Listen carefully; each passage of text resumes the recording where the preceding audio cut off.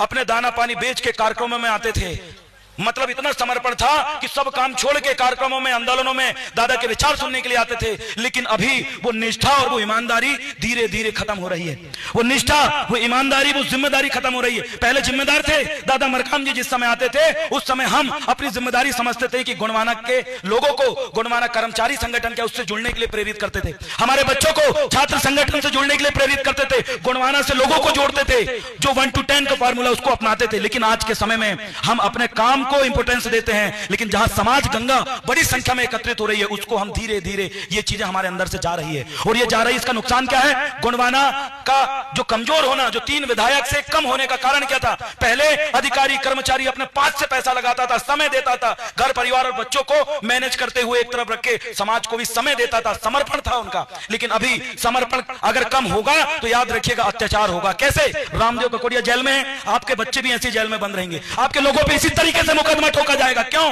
क्योंकि ये गुणवाना बनाने की जिम्मेदारी अकेले तुलेश्वर मरकाम दादा की नहीं है, अकेले श्याम सिंह मरकाम दादा की नहीं है, अकेले भूमिका संगठन की, कर्मचारी संगठन की नहीं है। ये महान गुणवाना बनाने की जिम्मेदारी दादा मरकाम जी कहते थे कि आप जनता जनार्दन की है, ये समाज गंगा की है। और आपकी जिम्मेदारी क्या है? आपकी जिम्मेदारी है कि गुणवाना के विचारों को अपने दीवारों में लिख दो। हमारे पास बड़े पैम्पलेट, पैसा नहीं है, बड़े बड़े बैनर लगे विधायक सांसदों के, हम नहीं लगा पाते। अरे आपकी दीवारें खाली हैं, वो खाली दीवारों में लिखिए दादा हीरा सिंह मरकाम जी के विचार कि कहो नहीं करके दिखाओ। लिखिए उसमें कि गुणवाना समग्र विकास क्रांति को हम अपने विकास के या फिर स्वावलंबन का एक क्षेत्र बनाएंगे। लिखिए उन विचारों को दीवारों में, आप लिखना शुरू करिए, अपने बच्चों को बताइए, अपने घर में सतरंगी झंडा लहराइए, जैसे वह बोलना शुरू करिए। जो समाज, हमारे समाज के जो लोग भूले बिसरे हैं, जो दुश्मनों के संगठनों में जाके जुड़े हैं, दुश्मनों के कर्मचारी संगठन में, दुश्मनों के छात्र संगठन में, दुश्मनों के सामाजिक संगठन में, दुश्मनों के धार्मिक संगठनों में जाके जुड़े हैं, उनको संभालिए।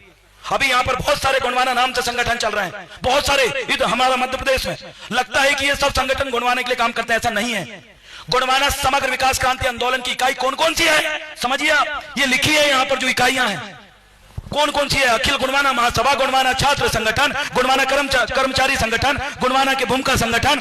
हमारी इकाइयों को समझिए। गुणवाना नाम से बीजेपी, कांग्रेस और आरएसएस ने बहुत सारे संगठन बनाए हैं, उनमें से इस मंच में कई लोग हैं उनके संगठनों से जुड़े हैं।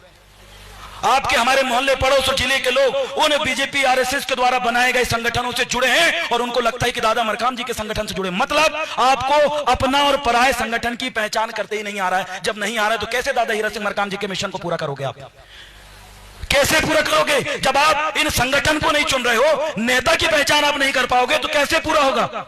ये मध्य प्रदेश के अंदर इतनी आबादी आदिवासियों की कि यहां पर हम अपना मुख्यमंत्री बना सकते, लेकिन नहीं बनाने का कारण क्या है? हम हर नेता को अपना नेता मान लेते हैं।